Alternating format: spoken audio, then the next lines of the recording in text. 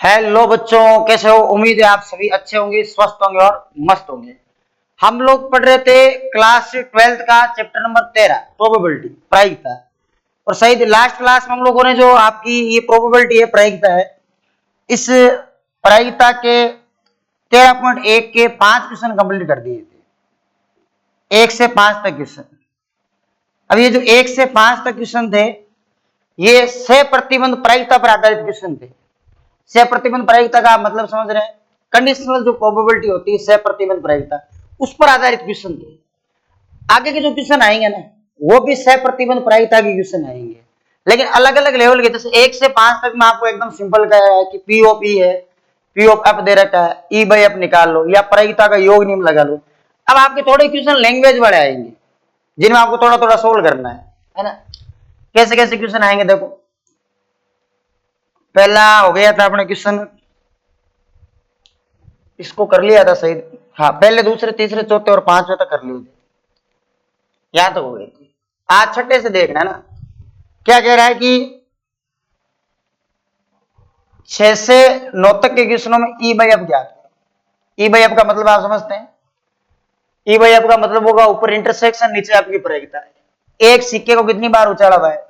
3 बार। तो पहले तो यहां पर क्या करो आप, सॉल्यूशन में हल में क्या लिखोगे कि सिक्का जो होता है ना, सिक्के को 3 बार उछालने पर टोटल सैंपल स्पेस क्या आती है? देखो, सिक्का अगर आप 2 बार उछालोगे तो H H H T T H T O T आएगा। 3 बार का कैसे याद रखना है? 2 बार वाले को 1 बार और एच ओ टी को एच कोमा टी से गुणा करो। मतलब ये तो 2 बार हो गया और 1 बार ही हो गया, टोटल 3 बार हो गया ना। गुणा करवाएंगे तो बताओ सैंपल स्पेस क्या बनेगी? यहां सैंपल स्पेस बनेगी एच एच और ये पीछे यहां से चले आओ, एच टी और ये H T H H T T और ये एच। मतलब इस एच को इन चारों के पीछे कर दो। अब ऐसे इस टी को चारों के पीछे कर दो। चारों के पीछे करोगे 4 और 4 8 परिणाम बन जाएंगे। यहां चारों के पीछे करेंगे तो एच एच टी और एच टी और ये टी टी एच टी और यहां बन जाएगा 3 बार टी। ये तो हो गए कुल परिणाम। एक सिक्के को 3 बार उछालने पर कुल परिणाम ही होगी। अब एक एक उठा लो। पहले उठाओ, पहले उठाओगे ना, थोड़ी थोड़ी जगह कर लेते इसमें। देखो यहां 1 बाई 1 सोल्व करते हैं, पहले को सोल्व करते हैं। पहला कह रहा है कि तीसरी उछाल पर चित्त है, घटना ये कह रही है, और घटना आप कह रही है पहली दोनों उछाल पर चित्त है। अगर तीसरी उछाल पर चित्त है तो इसके लिए अनुकूल परिणाम ढूंढो। तीसरी उछाल पर चित्त का मतलब लास्ट में आना चाहिए। इसमें आ रहा है क्या? लास्ट में एच आना चाहिए। तीसरी उछाल में चित्त, इसमें भी आ रहा है। तीसरी उछाल पर चित्त, इसमें भी आ रहा है टी एच और ये एच, और इसमें भी आ रहा है टी टी एच। अंतिम उछाल पर चित्त चाहिए आपको, तीसरी उछाल पर। इसमें देखो पट आ रहा है, इसमें भी पट आ रहा है, इसमें भी पट है और इसमें भी पट है। तो ये 4 इवेंट हो गया ई का मान। ऐसे आप एफ का देखो, एफ का क्या होगा? एफ क्या कह रहा है कि पहली दोनों उछाल पर चित्त है, शुरुआत में दोनों पर चित्त। इसमें आ रहा है देखो एच एच और ये एच। इसमें आ रहा है क्या? नहीं आ रहा है। इसमें भी नहीं आ रहा है, इसमें भी नहीं है। शुरुआत में दोनों चित्त यहाँ है एच एच टी, और कहीं पर नहीं। शुरुआत में दोनों चित्त 2 ही जगह है। पहली ये कह रही है घटना की तीसरी उछाल पर चित्त है, तो ये लिख दी। एफ वाली घटना कह रही है पहली दोनों उछाल पर चित्त है, ये दोनों उछाल पर चित्त हो गया। अब आपको निकालना है क्या? ई बाई एफ निकालना। क्या निकालना है? ई बाई एफ। कह रहा है ना ई 6 से 9 तक के क्वेश्चनों में क्या निकालना है? ई बाई एफ। तो आप ये बताओ P of E by F का सूत्र क्या होता है? मैं यहां सीधा सूत्र इसीलिए लिख रहा हूं क्योंकि इन क्वेश्चनों में ज्यादा टाइम खराब नहीं करना, एक एक नंबर के क्वेश्चन नहीं है, तो यहां आप सीधी प्रायिकता ही लिखोगे, ये एफ हो गया। अब इंटरसेक्शन तो आपको निकालना ही पड़ेगा। आप यहां साइड में लिख लो, इन दोनों का इंटरसेक्शन क्या होगा? इन दोनों का इंटरसेक्शन क्या आएगा? इंटरसेक्शन का मतलब जानते हो क्या? कॉमन। इन दोनों में कॉमन क्या है? ये तो कॉमन में नहीं आएगा क्योंकि पहली दोनों उछाल पर चित्त है, ये कह रहा है तीसरी उछाल पर चित्त है। यहाँ तीसरी उछाल पर पट है, ये कॉमन नहीं है। ये आ रहा है कॉमन, कॉमन आ रहा है एच एच और ये एच, ये कॉमन आ रहा है। ठीक है, अब आप इसकी प्रायिकता बता दो कि P of E by F. सुनना बात ध्यान से, कैसे लिखते हैं इसकी प्रायिकता? इसकी प्रायिकता क्या होगी?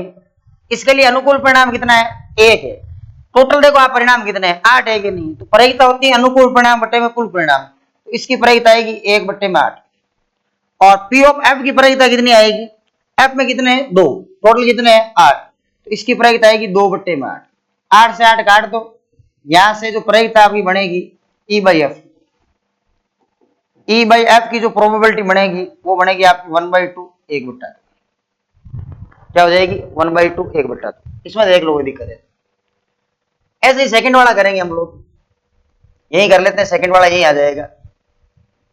ई के लिए अनुकूल परिणाम बताओ, न्यूनतम 2 चित, देखो प्रायिकता में न्यूनतम का मतलब होता है कम से कम, जो न्यूनतम होता है ना उसका मतलब होता है कम से कम 2 चित तो आने चाहिए, 2 से ज्यादा आ जाए कोई प्रॉब्लम नहीं है। वो कह रहा है मिनिमम अपने पास 2 तो होने चाहिए, इसमें 2 है क्या, हाँ 2 से ज्यादा आ रहे हैं कोई प्रॉब्लम नहीं है, इसको ले सकते हो आप, ये आपका अनुकूल परिणाम होगा एच एच और एच।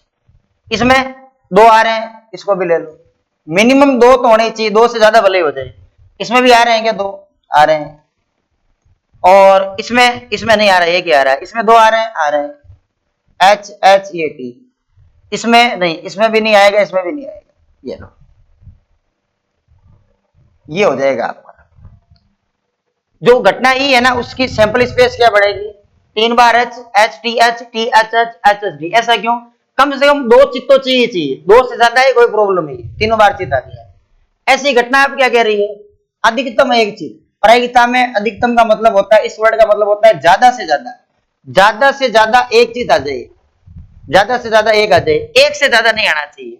अब एक से ज्यादा वाले मत लो, एक से कम वाले तो ले सकते हो, ज्यादा से ज्यादा एक चित, ज्यादा से ज्यादा एक चित, इसमें तो 3 आ रहे हैं, इसमें 2 आ रहे हैं, इसमें 2 आ रहे हैं, ज्यादा से ज्यादा एक से ज्यादा नहीं आना चाहिए, एक से कम भले ही आ जाए, 2 आ रहे हैं ज्यादा से ज्यादा एक, तो इसको लेंगे, इसमें आ रहा है ज्यादा से ज्यादा एक, इसमें क्या आ रहा है बताओ, चितों की संख्या कितनी है इसमें 0, कितनी है 0, इसको भी लेना पड़ेगा।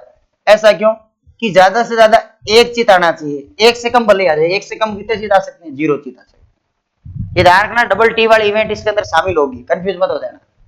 और ये मजला कोष्टक है, यहाँ लास्ट में बनता है कोमा लगा के इसको लिख देना, यहाँ जगह नहीं इसलिए लेकर आऊंगा। इंटरसेक्शन निकालो दोनों का, ई इंटरसेक्शन एफ क्या होगा, इंटरसेक्शन में कॉमन क्या आ रहा है, कुछ आ रहा है क्या, अच्छा कुछ भी कॉमन नहीं आ रहा है, डबल एच इसमें आएगा नहीं, क्योंकि ये घटना क्या थी, न्यूनतम 2 चित, कम से कम 2 चित है उसमें तो, और इसमें ज्यादा से ज्यादा एक चित तो कॉमन आ ही नहीं सकता, पॉसिबल ही नहीं है। तो इनका इंटरसेक्शन करने पर क्या आएगा, फाई, फाई जानते हो ना, फाई का मतलब होता है रिक्त समुच्चय, रिक्त समुच्चय जो नल सेट होता है फाई, इंटरसेक्शन करने पर क्या आया फाई। आपको क्वेश्चन में क्या निकालना था, आपको निकालना था E by F, E by F का मतलब होता है P of E intersection F upon में पी ऑफ एफ, ठीक है। अब आप यूं सोचोगे सर इंटरसेक्शन करने पर हमारे तो फाई आया है, क्या प्रायिकता आएगी, अगर इंटरसेक्शन करने पर ये फाई आ रहा है तो इसकी जो प्रायिकता होगी वो प्रायिकता क्या होगी 0, इसकी प्रायिकता 0, तो एफ वाले का भाग दोगे तो भी क्या आ जाएगी 0 आ जाएगी। ये आपका फुल एंड फाइनल उत्तर आएगा।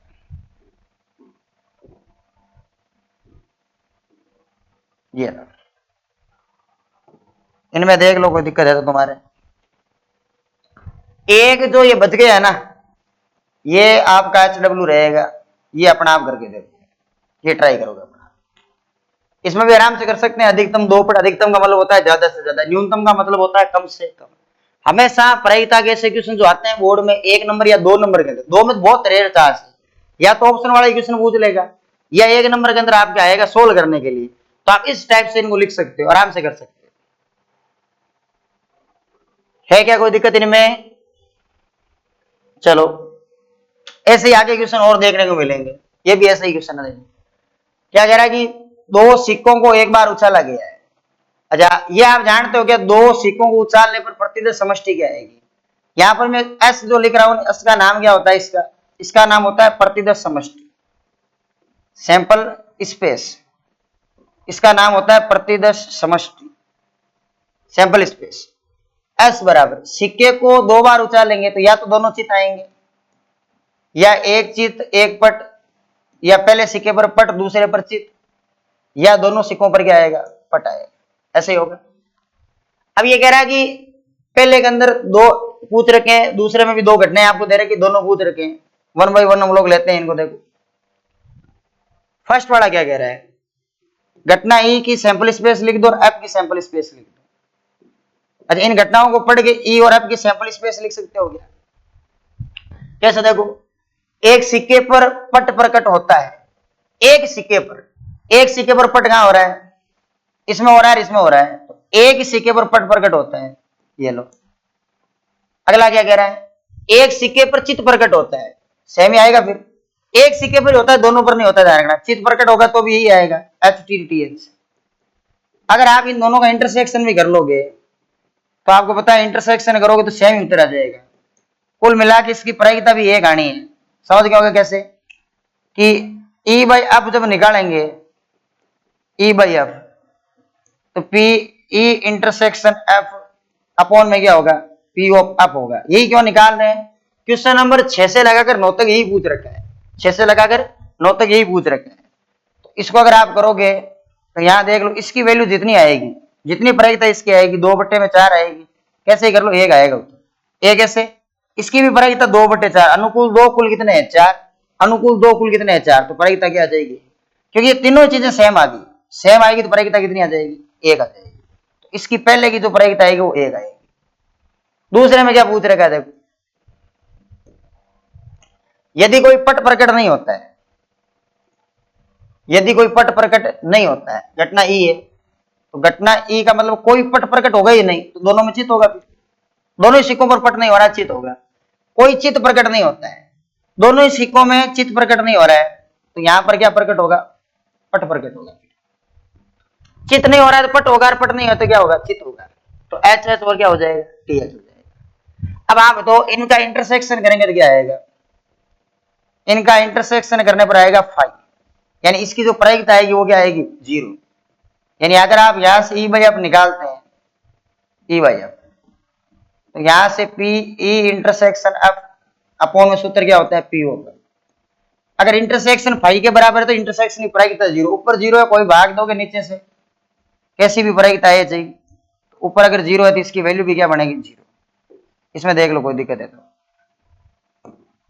इसकी 0 आ गई, इसकी कितनी आ जाएगी, 1 आ जाएगी। इसमें कोई भी परेशानी है तो देख लो, एकदम अच्छा सा क्वेश्चन, ये नॉर्मल सा क्वेश्चन कह सकते हैं अपन, आराम से होने वाला क्वेश्चन है, कोई दिक्कत परेशानी वाली बात इसमें नहीं होनी चाहिए। देखो प्रायिकता को बड़े शांतिपूर्वक तरीके से करो, और ये ध्यान रखो अनुकूल परिणाम कौन सा है, कुल कौन सा है, रिजल्ट लिखने का ध्यान रखो। प्रायिकता कभी भी गलत नहीं होती है, जल्दबाजी करेंगे प्रायिकता में तो गलत होने के चांस ज्यादा रहते हैं। शांतिपूर्वक तरीके से सोचना है कि कैसे क्वेश्चन की प्रायिकता आपको पूछ रखी है, इनमें तो सही हो, कोई दिक्कत है आपके, और कोई दिक्कत हो तो आप कमेंट करके जवाब दे दिया करो, है ना, कमेंट में लिख दिया करो इस क्वेश्चन में दिक्कत है, अगली क्लास में वही क्वेश्चन रिपीट करवा दूंगा मैं। चलो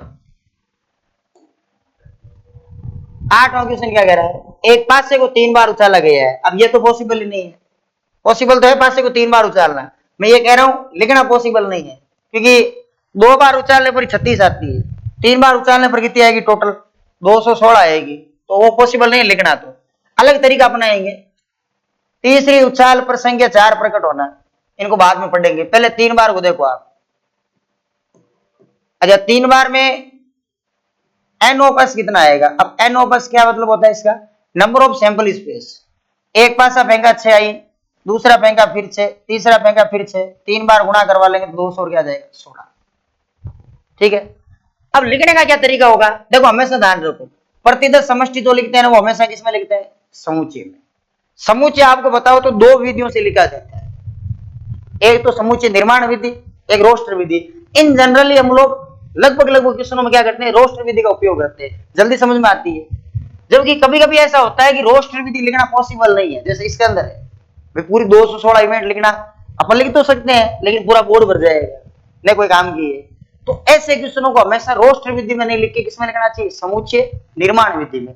कैसे लिखेंगे इसको, देखो समुच्चय निर्माण विधि में, इसको अगर समुच्चय निर्माण विधि में लिखना है तो कैसे लिखेंगे, आपके पास है 3, पहला अक्ष है, दूसरा y है, तीसरा z है। तीनों पास इस प्रकार है कि अक्ष वाई और जेड, इन तीनों का जो उत्तर है वो क्या आ सकता है, 1 2 3 4 5 और 6। ये लिखने का तरीका होगा। क्या लिखा मैंने, एक्स वाई जेड इस प्रकार, इसका मतलब जानते हो ना, सच दैट इस प्रकार, एक्स वाई और जेड ये तीनों किससे संबंध रखेंगे, 1 से लगाकर 6 तक की संख्याओं से, 1 से लगाकर 6 तक की संख्याओं से संबंध रखेंगे। अब आप बड़े आराम से इसके 216 टोटल बना लो, चाहिए 216 जो आ रहा है ना, ये टोटल आएगा, तो इसकी जगह 1 से 6 तक कोई संख्या होगी, इसकी जगह भी होगी, इसकी जगह भी होगी। अब दोनों घटनाओं को पकड़ो, घटना ई, घटना ई क्या कह रही है, तीसरी उचाल पर संख्या 4 का प्रकट होना, तीसरी उचाल पर संख्या 4 का, तो इन दोनों पर कुछ भी हो सकता है, तो ऐसे लिखो, एक्स और वाई पर तो पहली दोनों उचाल पर तो 1 से 6 तक कोई भी संख्या आ सकती है, तीसरी पर फिक्स कर दो, किसको, 4 का कह रहा है, 4 को फिक्स करो। ये इस प्रकार होगा कि एक्स और जो वाई है वो संबंध रखेगा 1 2 3 4 5 और 6 से, बाकी ये कंफर्म है जेड की वैल्यू 4। ऐसे तो कह रहा है तीसरी उचाल पर 4 का प्रकट होना, तो तीसरी उचाल पर 4 हो गई प्रकट, एक्स और वाई की जगह 1 से 6 तक कोई भी संख्या हो सकती है। अब ऐसे तो सबको लिखना पड़ेगा फिर आपको कि इनके कॉम्बिनेशन बनाओ, फिर इसका कॉम्बिनेशन बनाओ, बहुत सारे हो जाएगी, इसकी बजाय सीधा लिख दो, जो चाहिएगा उत्तर में ले आएंगे। ऐसे इसका बना दो, पहली दो उछालों पर क्रम से 6 और 5 आना। चलो ये बताओ, घटना एफ है, पहली दो उछाल पर 6 और 5 है, तो तीसरी पर क्या आएगा, जेड। जेड के बारे में क्या जानकारी है कि इस जेड की जगह 1 2 3 4 5 और 6 आ सकता है, ऐसी होगा।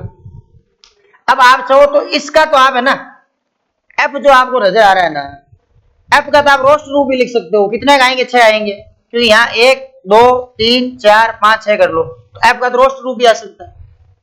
लेकिन ई में थोड़ा जोर आ रहा है रोस्ट रूप लिखने में, तो लिखो ही मत ना, सीधे ही निकाल देंगे।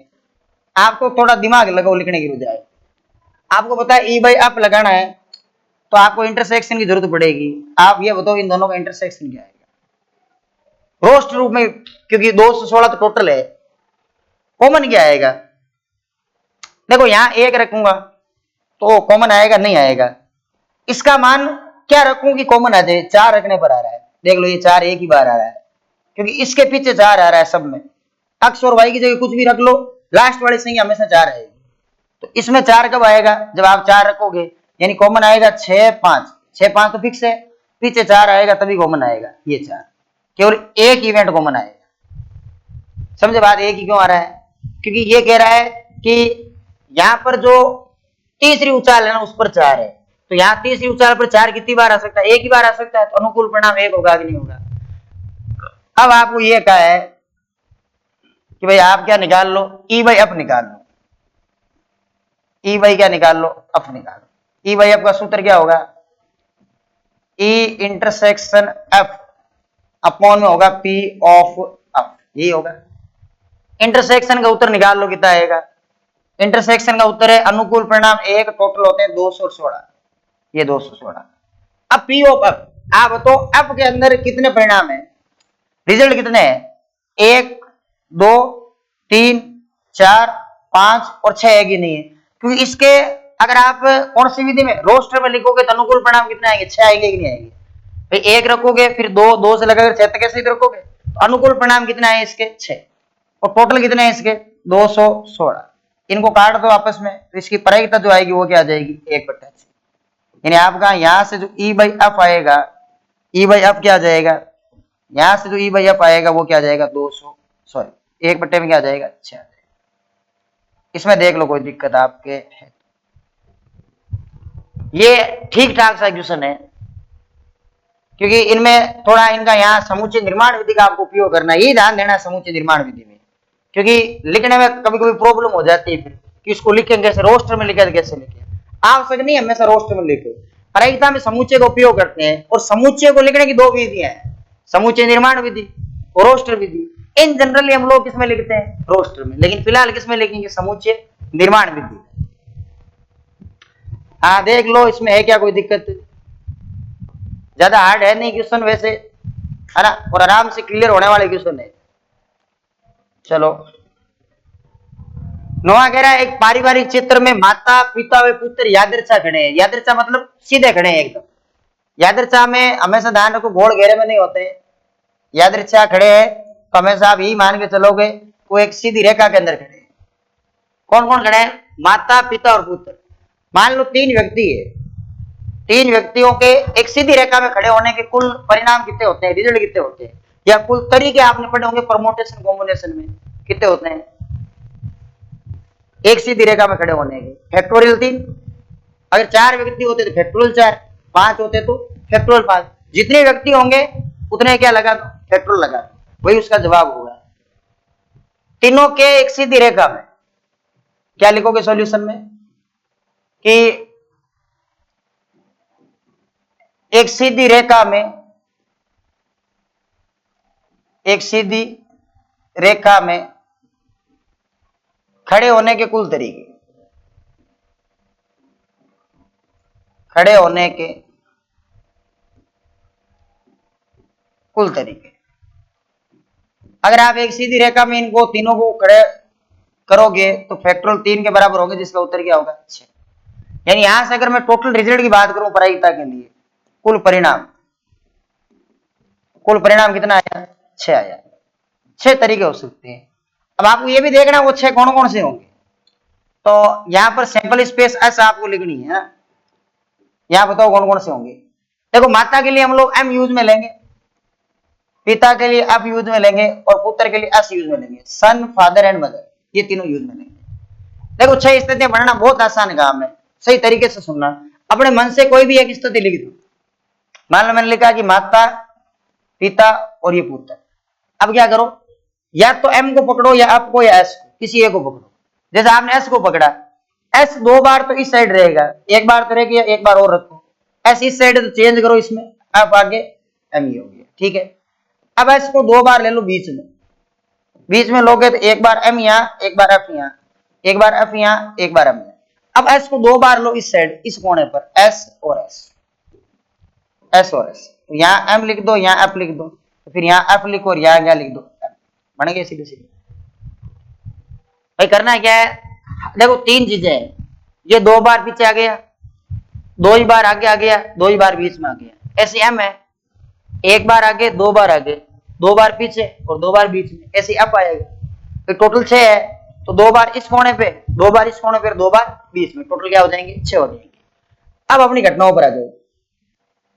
अपनी घटना ये है, पुत्र एक सिरे पर खड़ा है।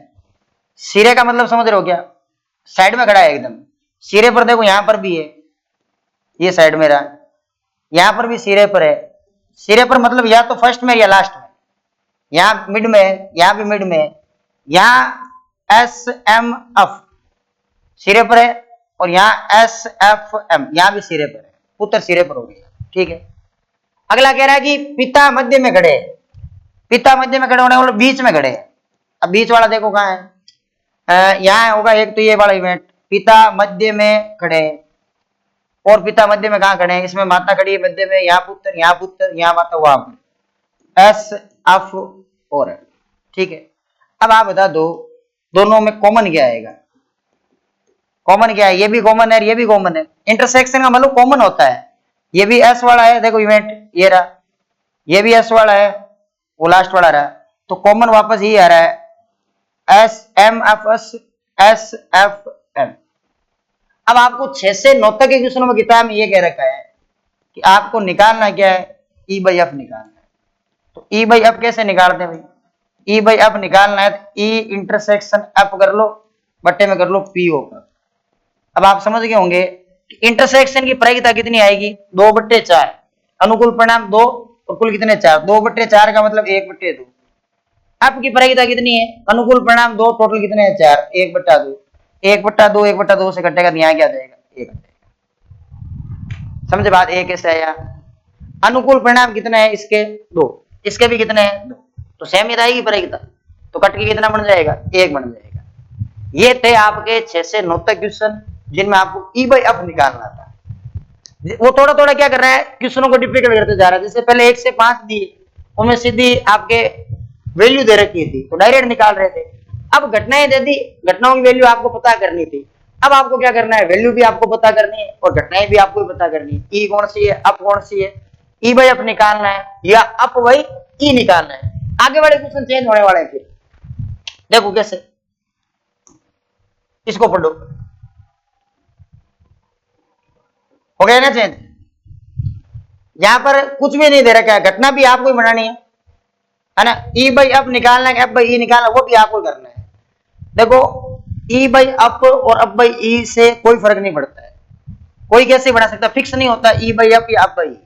कारण मान लो किसी ने ई पहले लिख लिया, बाद में लिख दिया, आप एक ही ध्यान रखो, जो घटना घटित हो चुकी है वो नीचे आएगी, समझ गए बात, और जो घटना घटित नहीं हुई है वो ऊपर आएगी। चाहे अप बना लो चाहे ई बना लो, उससे कोई फर्क नहीं पड़ता है। ये कह रहा है एक काले और एक लाल पास से ऊंचा लग गया है, दो पास है, एक काला पासा है और एक लाल पासा है। पहली बात तो पासे के कलर से, पासे के कलर से, रंग से, पासे के परिणाम रिजल्ट पर कोई प्रभाव नहीं पड़ता है। आपके संख्या में पासे पर 1 से 6 तक रहेगी। वो कह रहा है पासा एक लाल है और एक काला है। मान लो जो लाल पासा है वो संख्या अक्ष देगा, और जो काला पासा है उसको डिनोट कर लेते हैं अपन वाई से, ये वाई से। अब इसकी प्रतिदर्श समष्टि 36 नहीं लिखनी है ऐसे पूरी, मैं सीधे बता देता हूं आपको। अक्ष और वाई इस प्रकार है, ऐसे लिखना है। अक्ष और वाई इस प्रकार है कि अक्ष और वाई का जो मान है वो बिलोंग्स टू है 1, 2, 3, 4, 5 और 6। देखो इसकी सहायता से सीधे सीधे आप 36 परिणाम बना सकते हो। ये खास बात होती है किसकी, समुच्चय निर्माण विधि। समुच्चय निर्माण विधि अगर आप लगाओगे ना, इसमें रोस्टर विधि की जरूरत ही नहीं पड़ेगी, सारे इसके अंदर लिखो, 36 के 36 बाहर आ जाएगी। ठीक है, अब 36 तो बाहर लाने ही नहीं है ना, अपन को लाने क्यों है, क्योंकि आप ये जानते हो कि इसका जो एनओपस आएगा, नंबर ऑफ सैंपल स्पेस आएगी, वो 6 × 6 की आने वाली है, 36 आने वाली है। आपको तो इन क्वेश्चनों को दोनों को सोल्व करना है, ए पार्ट को और बी पार्ट।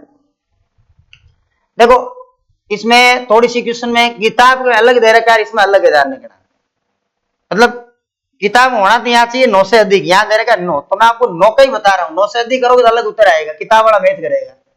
ये कह रहा है 5 से पर प्राप्त संख्याओं का योग 9 है।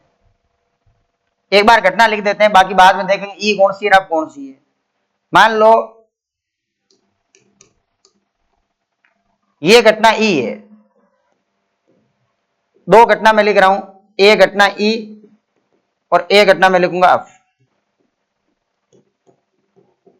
घटना ई 5 से पर प्राप्त संख्याओं का योग 9 ना, इसको मैं ई मान लिया। मान लो 5 से पर प्राप्त संख्याओं का योग 9 ना, ये मैंने घटना ई मान ली। और ए घटना कौन सी है, काले पासे पर 5 प्रकट हुआ है,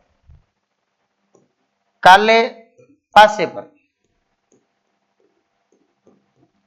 5 प्रकट होता है, काले पासे पर 5 प्रकट होता है, इसको मैंने घटना ऐप मान लिया। क्या निकालना फिलहाल नहीं पता मेरे को, अब मैं लिख दूंगा जो घटना घटित हो चुकी है वो नीचे और जो निकालनी है अपन को ऊपर। ये कह रहा है 5 से पर प्राप्त संख्याओं योग 9 होने की सह प्रतिबंध प्रायिकता ज्ञात कीजिए। यदि ये ज्ञात हो कि काले पासे पर 5, मतलब घटना एफ घटित हो चुकी है और घटना ई अब घटित होगी, आपको निकालना तो क्वेश्चन में ई बाई एफ। क्या यहां तक एकदम बात क्लियर है? ई बाई एफ निकालना है। अब बड़े ध्यान से सुनो बात, ई बाई एफ निकालना है तो आपको ई भी चाहिए, अप भी चाहिए, इंटरसेक्शन भी चाहिए। ई और अप, तभी ई और अप निकालोगे तभी इंटरसेक्शन आएगा। तो यहां से आप बता सकते हो, क्या यहां आ जाएगा ना नीचे एक लाइन में